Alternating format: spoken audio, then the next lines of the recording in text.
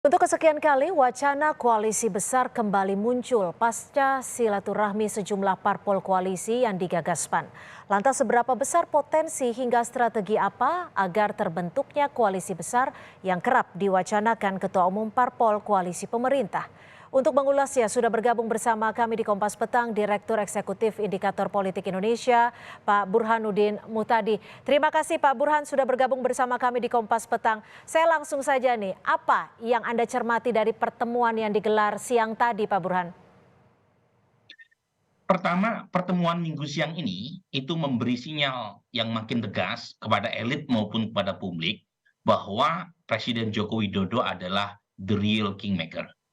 Jadi kita bisa melihat 5 partai pendukung pemerintah ketua umumnya hadir, kemudian satu ketua umum yaitu Partai Nasdem memang tidak diundang karena sudah menjalin koalisi dengan 2 partai oposisi, sementara satu-satunya ketua umum yang potensial menjadi kingmaker, yang secara tidak langsung bisa menjadi rival, tanda kutip ya, buat Presiden Jokowi, yaitu Ibu Mega, juga tidak hadir. Jadi 5 partai yang hadir ketua umumnya, itu kira-kira menegaskan sebagai koalisi yang real ketua kingmaker-nya adalah Presiden Jokowi. Nah, kalau Anda melihatnya nantinya akan ada deal-deal tertentukah atau ada strategi khususkah agar koalisi besar yang memang diinginkan oleh 5 parpol ini bisa terbentuk? Kan kita sebelumnya begini Cynthia, ada 3 tokoh politik yang potensial menjadi kingmaker. Satu adalah Presiden Jokowi, Ya. 2 adalah Ibu Mega, karena Ibu Mega memegang PDI Perjuangan yang bisa mencapreskan sekaligus mencawapreskan pasangan tanpa harus berkoalisi dengan partai lain karena boarding pass-nya cukup. Kemudian yang ketiga adalah Surya Paloh. Hmm. Surya Paloh sudah punya mainan koalisi sendiri namanya Koalisi Perubahan Ya. bersama Demokrat dan PKS. PDI Perjuangan belum menentukan pilihan.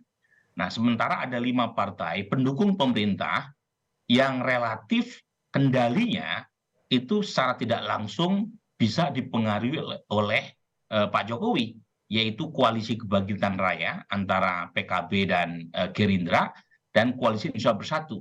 Nah, kalau misalnya 2 koalisi terakhir ini bisa dipersatukan oleh Presiden Jokowi, maka posisi tawar Presiden Jokowi menjadi besar. Oke. Itulah makna yang saya baca dari pertemuan minggu siang di PAN ini. Sampai bahkan Pak Zul akan diajak sama Jokowi gitu ya Pak? Apakah sebegitu besarnya pengaruh dari endorsement seorang Jokowi? Nah, dalam kasus Pak Prabowo demikian, jadi kita melihat naiknya suara Pak Prabowo di bulan Maret Ya. 2023, terutama sejak endorsement Presiden Jokowi kepada Pak Prabowo di acara HUT Perindo tanggal 7 November 2022. Jadi setelah endorsement terbuka kepada Prabowo Subianto, Prabowo mengalami kenaikan. Ya. Namun ada yang bertanya, bagaimana dengan endorsement Pak Jokowi kepada Ganjar? Jangan lupa ada perbedaan endorsement antara kepada Ganjar dan kepada Pak Prabowo. Kepada Ganjar, endorsement Pak Jokowi itu diberikan dengan bahasa high context, Oke. dengan bahasa tinggi. Misalnya, pilihlah rambut putih. Itu semua publik nggak bisa langsung membaca apa makna dari rambut putih. Ya. Tapi kepada Pak Prabowo itu memakai low konteks. Misalnya dia menyebut Pak Prabowo adalah penerus Pak Jokowi. Kemudian menyebut pula Presiden Jokowi 2024 jatah Pak Prabowo sebanyak 5 kali. Dan ditenteng ke sana kemari Pak Ya. Prabowo. Nah, Baik. jadi efeknya lebih kelihatan. Nah, mungkin pertanyaan selanjutnya, mengapa Pak Jokowi tidak mengendorse Ganjar secara lebih terbuka? Baik, kita Dan tahan dulu soal itu. Saya akan menyampaikan juga ini Pak Burhan, dalam pertemuan tersebut kan Ketua Umum PAN Zulkifli Hasan ini juga menyatakan telah mengundang Ketua Umum PD Perjuangan dan juga Ketua Umum Partai Nasdem dalam acara silaturahmi siang tadi. Namun Megawati Soekarno Putri dan Surya Paloh berada di luar negeri. Kita simak pernyataannya. Sekali lagi ya, yang mengundang ini adalah Ketua PAN Bapak Zulkifli Hasan. Ketua Umum ini memang forumnya Ketua Umum, Nasdem dan PD Perjuangan sedang keluar negeri. Ya. Diundang. Ya diundang lagi keluar negeri. Oke. sudah diundang ternyata Pak Burhan, tapi kebetulan ada di luar negeri kabarnya.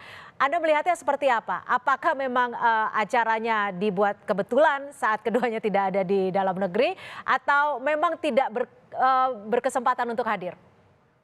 Tidak ada kebetulan dalam politik ya. Jadi saya membacanya, pertama memang Pak Surya Paloh sudah menjadi bagian dari koalisi yang tidak dianggap bagian dari pemerintah. Nah, saya teruskan lagi ya. Jadi kenapa Pak Jokowi itu tidak mengendorse Ganjar secara terbuka? Kembali ke rumus awal tadi. Dimanapun Ganjar Pranowo itu mereknya adalah PD Perjuangan. Dan Ibu Mega berkali-kali mengatakan kepada publik, bahkan kepada Pak Jokowi secara langsung, dalam acara HUT PD Perjuangan ke-50, urusan pencapresan itu hak prerogatif Ibu Mega. Betul. Jadi kalau misalnya kalau misalnya Pak Jokowi mendukung Pak Ganjar Pranowo secara langsung, itu ada komplikasinya dengan posisi Ganjar sebagai kader PD Perjuangan. Nah, karenanya Pak Jokowi lebih leluasa untuk mendukung Pak Prabowo atau tokoh lain yang tidak didukung. Dengan metode pemikiran Anda ini, apakah nantinya akan menjadi kubu-kubu yang begitu besar, begitu banyak? Nah, setidaknya memang ada 3.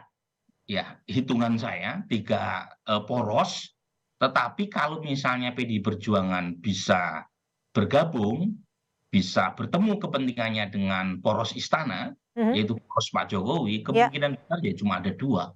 Tetapi per hari ini ada 3 poros yang saya baca, masih ada poros Pak Prabowo Subianto yang mungkin akan diusung oleh partai-partai pendukung pemerintahan, bukan hanya Gerindra dan PKB. Kemudian poros Ganjar Pranowo itu dengan asumsi PD Perjuangan tetap maju sendiri, gitu ya. Kemudian terakhir adalah poros Anies Baswedan yang diusung oleh koalisi yang dipertemukan atau diinisiasi oleh Surya Paloh. Baik, Pak Burhan, singkat saja untuk melihat ke 2024 seberapa besar kompetitifnya nanti? Nah, per hari ini memang masih kompetitif ya, karena per hari ini kalau kita baca survei tidak ada calon yang unggul, gitu ya, secara dominan. Ganjar Pranowo meskipun unggul perolehannya di kisaran 36%, belum lagi insiden gagalnya Indonesia sebagai tuan rumah Piala Dunia sangat mungkin punya efek negatif kepada Ganjar Pranowo. Jadi masih sangat kompetitif ya peta menuju 2024. Masih sangat kompetitif dan juga masih sangat cair, sepertinya akan seperti itu. Terima kasih Direktur Eksekutif Indikator Politik Indonesia, Pak Burhanuddin Muhtadi sudah bergabung bersama kami di Kompas Petang.